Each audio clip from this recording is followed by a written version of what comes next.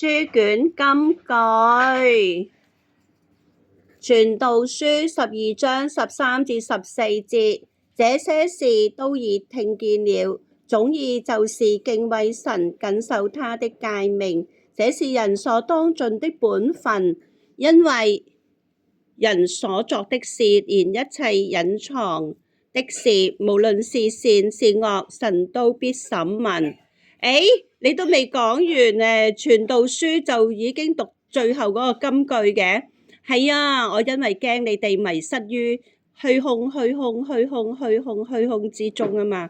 咁啊，希望大家記住呢卷書咧，唔係極度消極嘅，係所羅門咧，佢自己嘅經歷一切之後咧，係佢自己盼望大家都知道呢啲事咯。我再讀多次呢個金句，